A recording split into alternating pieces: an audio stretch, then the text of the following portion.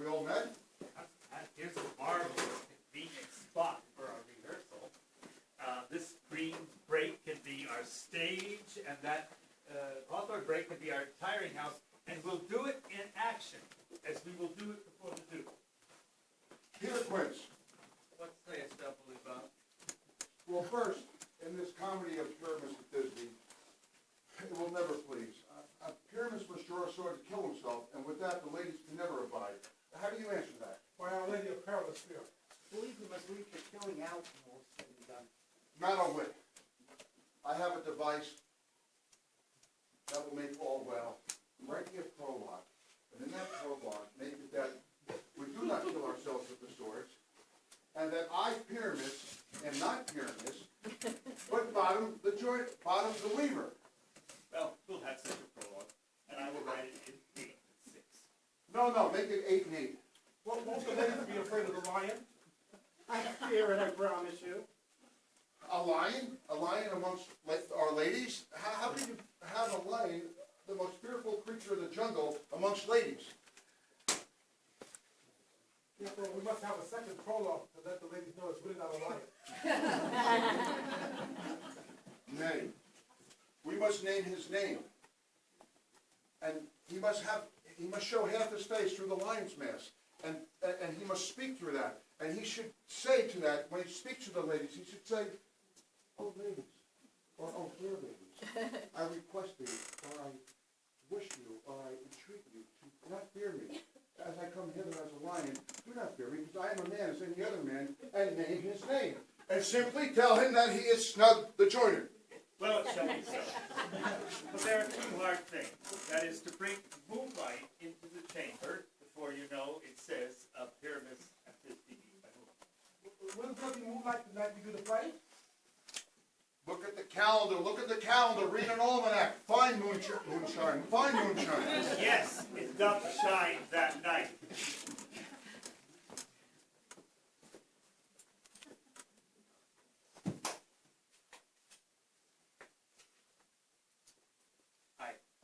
We don't leave a casement open. Once someone can come in with a bush of thorns and a lanthorn and say he comes to disfigure or to present moonshine. And there's another thing. We must have a wall in the chamber because, you know, Pyramus and Thisbe can speak through the chink of a wall. We can never bring a wall into the chamber, into the play. What do you say, Bottom? Let some man or the other present wall. Let him bring in a piece of loam or a piece of plaster or some rough cast, and let him signify wall. Let him hold his fingers up as thus and peer through the cranny, and let him see Pyramus and Thisbe whisper their love songs to each other. Well, if that may be so, then all is well. Come, sit down, every mother's son, and rehearse your parts. When you've spoken your speech, Pyramus, you start. When you've spoken your speech, then you go into that rage, and everyone, according to his cue.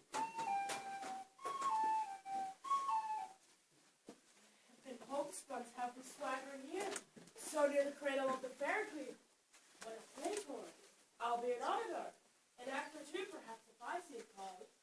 Pyramus, you begin. Thisbe, step forward. Oh, sweet Thisbe, thank you Odor service, sweet. Oh, sweet Thisbe. But, oh, hark, I hear a voice in the forest. I must depart. Stay here. I'll be back in a little while.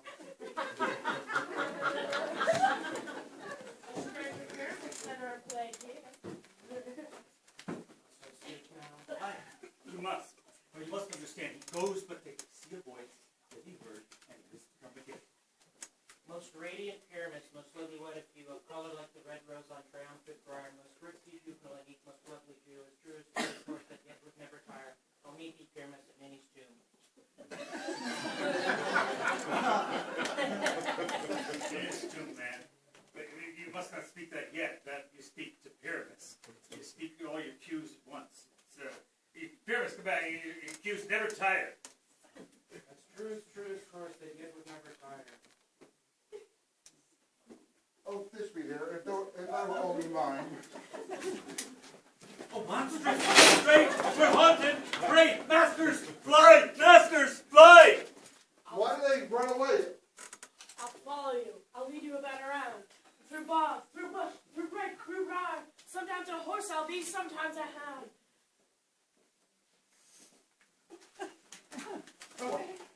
Final. What's that in your hand? What do you see? Do you see an asset of your own? Do you? Bless thee, bottom, bless thee, but thou art translated. What is this? They make a knavery of me. They try to make an ass of me. I will not leave here. I will stay here. And I will walk up and down, and I will sing, and they will not scare me. If I was king of the forest.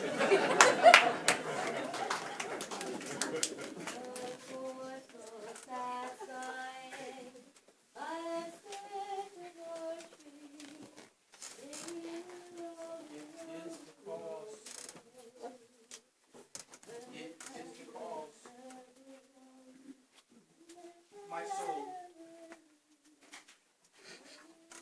Let me not tell it to you, you chase stars. It is the cause. Yet I'll not shed her blood, nor scar that whiter skin of hers than snow, and smooth as monumental alabaster yet. She must die, else she betrayed more men.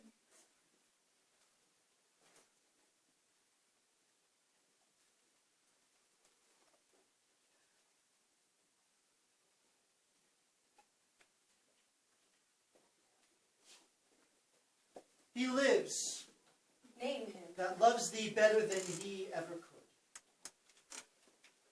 Name him. Plantagenet. Why, that is he. Self-same name, but of better nature. Where is he? Here. Why dost thou spit at me? But it were mortal poison for thy sake.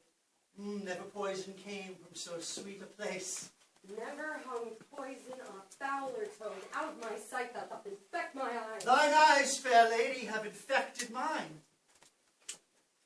Would they were basilisks to strike thee dead. Oh, I would they were, that I might die at once, for now they kill me with a living death. Thy revengeful heart cannot forgive. Lo here, I hand thee this sharp-pointed sword, which if thou please to hide in my true breast, and set forth the soul that adoreth thee, I lay it naked for the deadly stroke, and humbly beg for death upon my knee. Put out the light, and then put out the light. Nay, do not pause, for I did kill King Henry, but 'twas thy beauty that provoked me. If I quench thee, thou flaming minister, I can again thy former light restore if I repent me, but once I put out the light. Take up the sword again, or take up me. Arise, dissembler. Why with thy death I will not be the executioner. Then say the word, and I will kill myself, and I will do it. I have already. Nay, that was in thy rage. Say it again. And with this hand, which for thy love did kill thy love, shall for thy love kill a far truer love, and to both deaths shalt thou be accessory. Tis figured in my tongue. I fear me both are false. Then never a man was true.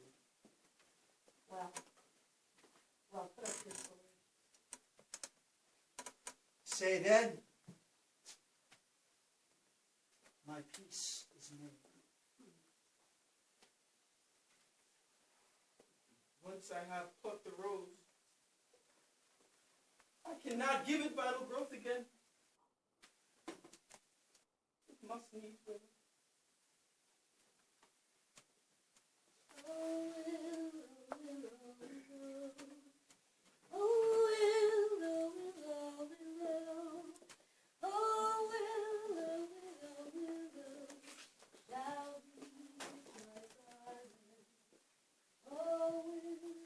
Here's such a coil. Come. What says Romeo?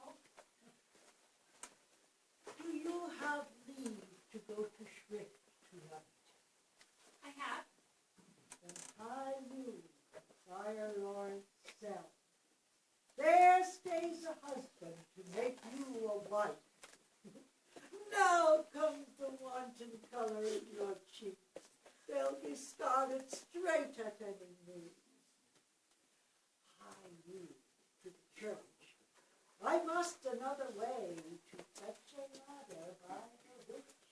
Your love must find a bird's nest in the sun. I am but the drudge and toil in your delight. But you shall bear the burden soon. At night. Go. I'll to dinner. Hie you to the church. High too high, fortune, honest nurse. Farewell! We burn daylight. Here, read and perceive how I might be knighted. I shall think the worst of fat men as long as I have an eye to the difference in themselves. Yet he would not swear. He praised woman's modesty and gave such orderly, well-behaved reproof to all uncomelinesses that I would have thought his disposition would have gone to the truth in his words. Oh, but they no more adhere and come together than the 100 psalm to the tune of green sleeves. Oh, what tempest I trod through this whale with so many tons of oil in his belly ashore at winter. How should I be revenged on him? I think the best way is to entertain him with hope until the wicked fire of lust melted in his own grease. Did you ever hear the like? The letter, but that the name of page before different to thine own.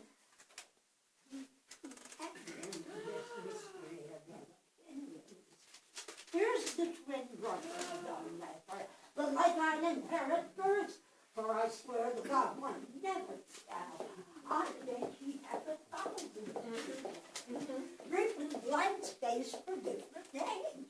Sure, born, these are the second edition. But he cares not what he was put into the press when he was put out too. I would rather be a giantess and lie under Mount Hill. Well, I will find you 20 listed external ere one chase man. Or these are the very same, the very deed, the very hand. What does he think of us? Nay, I don't know. It makes me almost ready to dangle with my own honesty. For unless he knows some strain in me that I'm not acquainted with all, he would never have boarded me in this manner. Boarding, you call it. Well, I'll be sure to keep him above deck. So will I. Come under my hat. I'll never see it again. Let's be revenged on him. Let's appoint him a meeting. Give him a show of comfort in his sweet and lead him up with fine David play. Turning him on his horses to my coast of the garden. Nay, nay, nay, I will consent to any act of villainy against him. Oh, that may not sully the shyness of our honesty. Oh, were my husband to see this letter, it would give eternal food to his jealousy. Why, look where he comes, and my good man, too. He's as far from being jealous as I am from giving him cause, and that, I hope, is an immeasurable distance. You are the happier woman. Let's consult together against this greasy night. And then You foolish shepherd, wherefore do you follow her? Like foggy south puffing with wind and rain. You are 100 times a properer man than she a woman. 'Tis such fools as you that make this world full of ill-favored children. 'Tis not her glass, but you that flatters her, and out of you she finds herself more proper than any of her ligaments can show her. But, mistress, know yourself, down on your knees, and beg him fasting for a good man's love. Well, I shall tell you gently in your ear, so when you can, you're not for all markets. Cry the man mercy, love him, take his offer. Thou is most foul, being Thou